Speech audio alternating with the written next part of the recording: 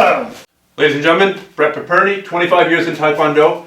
Let's geek out about this switching step. This is really cool. I see it all the time in Taekwondo, but it's nice to be able to pick your brain. We call it Pichagi? Yeah, Pichagi is probably one of the most common movements in Taekwondo.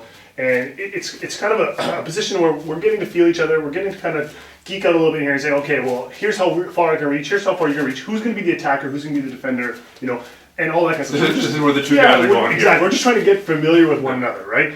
The Pichagi motion would come in and it feels like he's going to attack. It's more of a reactionary message where I would slide back into a turning kick motion, and it's generally used to hit the core.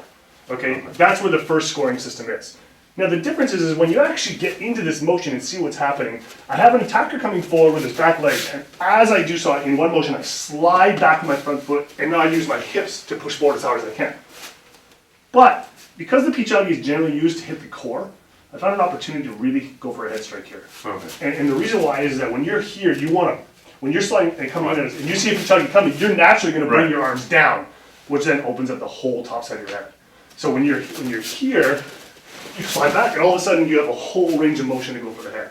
Okay. So there's a huge opportunity. Instead of just saying, hey, let's feel each other out, there's a chance here to get 2 points to go for a head kick. Okay. So the movement itself, Pichagi refers to one leg drawing back and then the other leg kicking at the same time. Exactly. Okay. Now, you can generally do this in 2 directions. So if we're in a closed stance, so your right leg, my right leg. Exactly. So that works. You can also do it in the other realm where if I was to switch, you switch back. If I was to switch, now we're in a wide open spot. So both cores are facing each other. Right. So instead of your rear leg coming up, now you're going to be closed. I can slide back a little bit faster, a little bit further, and I can come forward at the same time. So by gaining this motion, now all of a sudden we're both wide open. We don't know what the heck's going on. So Pichagi is used to, let's gain that space back again and just kind of bring it back to where I need to be. It's a form of protection. Okay, but you also a form of offense. Exactly. And it's, like I said, it's generally used to feel each other out, but there's a huge opportunity to take advantage of this Pichagi motion, especially when arms come down to block, to go for those extra punches. So how would you drill that? Here, I'm going to grab a kicking pad. Today, let's pretend I'm a Taekwondo sensei, which I'm not. And you're a yellow belt, which you're not. Right. We're going to drill Pichagi. What would that look like? Great, yeah. So the first thing I would say is we can slide it up here. So the biggest thing that I need to do as a Pichagi in a very, very entry level form is I want to protect my backside because it's generally going to be a kick from the opponent this way. So I need to make sure not to the legs. Yeah, I need to make sure that my arm is dropping to protect my core. As I'm doing this, when you kick, you open up.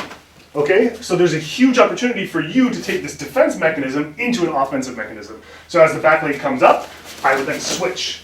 So my arm naturally drops down to protect my core, protect this whole lower area. And at the same time, that opposing side opens up, what allows me to get an opportunity to get a point. So we can do it one more time. Take yourself, switch. Ah!